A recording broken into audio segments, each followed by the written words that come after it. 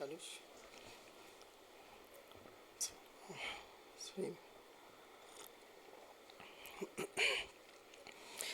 ونصلي على رسوله الكريم اما بعد فاعوذ بالله من الشيطان الرجيم بسم الله الرحمن الرحيم لئن شكرتم لازيدنكم ولئن كفرتم ان عذابي لشديد صدق الله العظيم.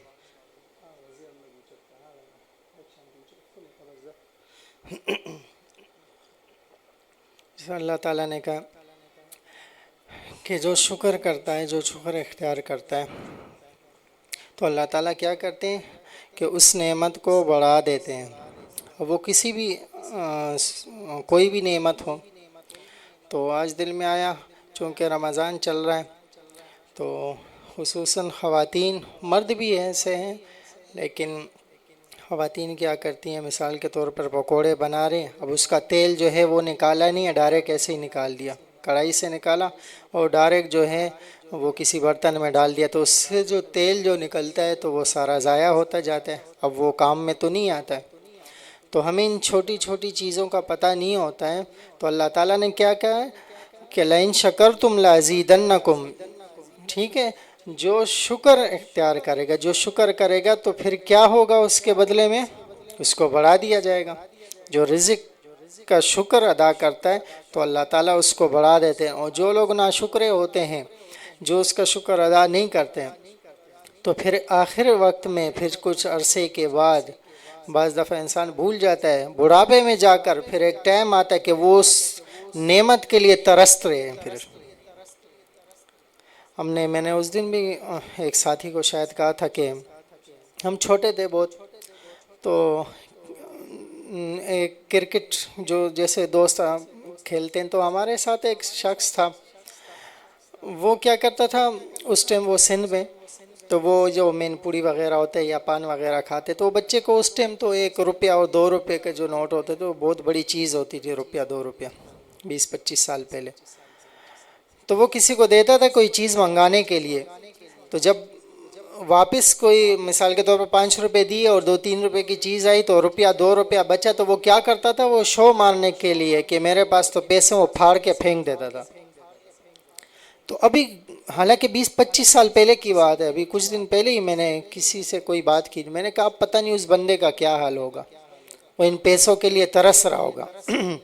تو جو لوگ رزق کی قدر نہیں کرتے تو وہ آخر میں پھر پچھتاتے، پھر آخر میں اللہ تعالیٰ، کیونکہ اللہ تعالیٰ نے خود کہہ دیا نا وَلَئِن كَفَرْتُمْ. اب دیکھیں یہاں پر ایک مقابلہ کس چیز کا ہے، لَئِن شَكَرْتُمْ لَأَزِيدَنَّكُمْ، ہاں، لیکن آگے کیا ہے وَلَئِن كَفَرْتُمْ، تو کفر، ناشکری کو کفر سے تشبیہ دی ہے.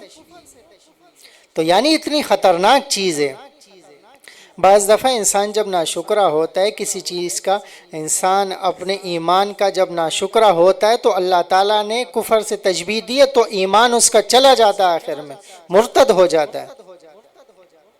اس پر تو میں نے بہت بڑا بیان بھی کیا ہے، تو وہ تھوڑی سی بات کرنی تھی. میں ایک جگہ گیا تھا، کہیں کسی نے دعوت کی تھی، وہاں دستار بندی تھی، تو وہاں جب کھانے کا ٹائم ہوا تو وہ جو میزبان تھے میرے، تو میں تو اوپر چلا گیا تھا، وہ مجھے بلا کے لائے، تو جو مہمان خصوصی تھے ان کے ساتھ بٹھایا، پھر میرا تعارف کروایا، تو پھر ان کے ساتھ ہی میں بیٹھ گیا. وہ بڑے صاحب علم تھے. اب کھانا لگا، کھانے میں لوگ کیا کرتے ہیں کہ بس وہ دسترخوان پہ بھی تو انسان دیکھتا ہے نا، صبر تو یہاں پر بھی کام آتا ہے. تو اب یہاں سے بوٹی اٹھا رہے، وہاں سے بوٹی اٹھا رہے، اب چلے کھانا تو ہو رہا ہے، بوٹی تو پورے صاف نہیں کہ ہم نے تو اپنے بزرگوں کو دیکھا ہے، بلکہ الحمدللہ ہم بھی یہی کرتے ہیں کہ بعض دفعہ جو مرغی ہوتی ہے نا، مرغی تو اس کے اوپر جو گوشت لگا ہوتا ہے وہ تو الگ بات ہے، اس کے اندر کا گودا بھی کھاتے ہیں. نعمت ہے نا اللہ تعالیٰ کی طرف سے. تو وہ جو صاحب علم تھے، اب میں ان کو دیکھ رہا ہوں، میں اندر سے کوڑ رہا ہوں، بڑے بھی تھے، ان کو بول بھی نہیں سکتا تھا، لیکن یہ تو کھانے کا ٹائم تھا. جب آئے فروٹ تو پھر انہوں نے کے ہاتھ میں بالفرض، ہاتھ میں ایک مرغی کی ٹانگ تھی نا، تو وہ آدھی کھائی تھی، آدھی ادھر ہی رکھ دی، چھوڑ دی، پلیٹ آگے کیا، وہاں سے فروٹ پہ جھپٹے. تو یہ ناجائز ہے بالکل. اللہ تعالیٰ نے کفر سے تشبیہ دی ہے، ہمارا فیصلہ نہیں ہے، اللہ تعالیٰ کا فیصلہ. وَلَئِن كَفَرْتُمْ، آخر کیا چیز ہے؟ کوئی تو چیز ہے نا جو اللہ تعالیٰ نے ناشکری کو کفر سے تشبیہ دی ہے. تو جو بندہ کسی بھی چیز کا بھی نعمت کا شکر ادا نہیں کرتا، اس کی قدر نہیں کرتا، تو آخر میں وہ پچھتاتا رہتا ہے. اگر پیسے کی قدر نہیں کر رہا تو پیسے کے لیے پچھتاتا ہے، صحت کی قدر نہیں کرتا تو صحت کے لیے پچھتاتا ہے، رزق کی قدر نہیں کرتا، کھانے پینے کی قدر نہیں کرتا تو اس کے لیے پچھتاتا رہتا ہے. ٹھیک ہے. ہمارے حضرت ایک شاید مفتی شفیع صاحب نور اللہ مرکزو کے استاد، وہ ایک دفعہ کیا کیا انہوں نے، جب آم کا موسم تھا تو مفتی شفیع صاحب نور اللہ مرکزو فرماتے کہ میں ان کے پاس گیا تو آم لائے گئے تو ہم نے کھائے.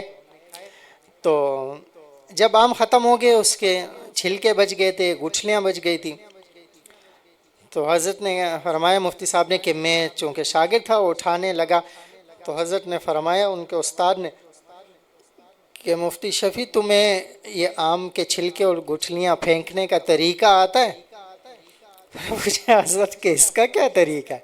جیسے ہم کرتے ہیں نا، وہ چھلکے اور گٹھلیاں تو چھوڑے، جب گٹھلیاں کیا کرتے ہیں لوگ اکثر گھروں میں ہوتے ہیں نا، تو اب وہ جو اس کا پارا لیتے ہیں تو یہاں سے جو گٹھلی ہوتی ہے اس میں سے ایک دو چک مارے، ادھر پھینک دی. اب اس پہ رزق لگا ہوا ہے، ہاں آم لگا ہوتا ہے، وہ کھاتے نہیں ہیں اس کو کہ چلو میں دوسرا وہ پیس لے لوں. تو انہوں نے کہا کہ حضرت اس کے بھی پھینکنے کا کوئی طریقہ ہے کیا؟ تو حضرت نے فرمایا کہ ہاں.